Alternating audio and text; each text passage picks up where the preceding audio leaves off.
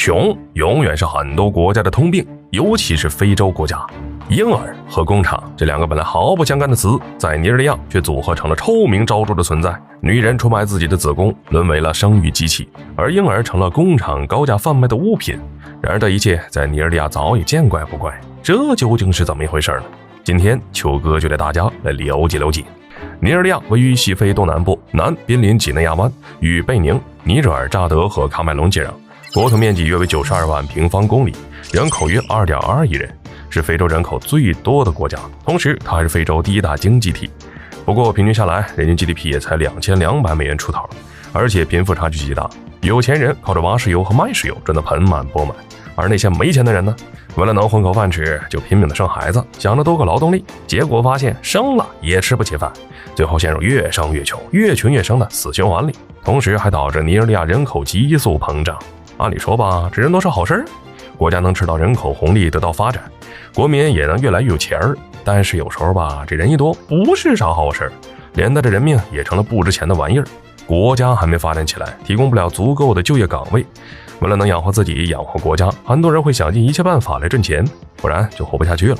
但资源呢就这么点儿，那该怎么办好呢？正好不是人多吗？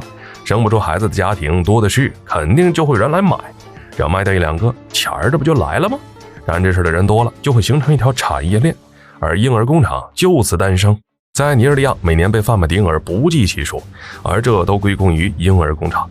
为啥它在尼日利亚会这么猖獗呢？我们都知道，非洲有很多地方女性地位落后，思想观念非常保守，尤其是尼日利亚又是个宗教氛围浓郁的国家，对于当地人而言，未婚先孕是件很犯忌讳的事情。家人要是知道了，多半会把女性赶出家门，所以很多女性要么偷偷生下来，要么就堕胎。然而堕胎在这个国家是违法的，因此唯一的办法就只能生，但是怎么生下来是个问题。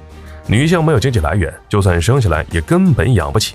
这个时候就会有所谓的慈善机构，打着愿意帮助这些不知所措的女性，会给他们提供住所、食物的名义，借此把他们哄骗进机构。但进来容易，想出去就难了。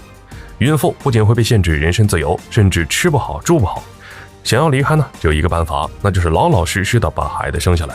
等孩子被卖掉后，工厂可能会给一点提成，约100美元左右。作为一个无依无靠的孕妇，他们只能默默的承受，这还是比较幸运的。有的工厂甚至会直接绑架或拐卖女性，然后强制让她们怀孕来生产孩子。不过有女性在尝过甜头后，还会主动要求生孩子，交给工厂卖掉，自己拿点提成。在这些人看来，卖孩子没什么不好的，自己得了钱，而那些孩子说不定会被卖到好人家，过起了好日子，因此他们也不会感到任何愧疚。然而那些孩子真就过上了幸福生活吗？婴儿工厂卖出的孩子有多惨？好点的能快乐长大，差点的不仅成了奴隶，甚至还有可能被当成祭祀品。在尼日利亚不少地方没有孩子，可是件会被所有人嘲笑的事儿。不仅待遇上比不过有孩子的家庭，甚至还有可能会遭到全村人的针对，因此少不了有人会来卖孩子。正所谓没有买卖就没有伤害，有客户自然也就有婴儿工厂来做生意。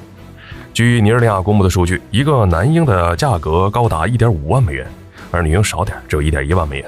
要是孩子运气好，被有钱人家给买了下来，那日子肯定不会过得很苦。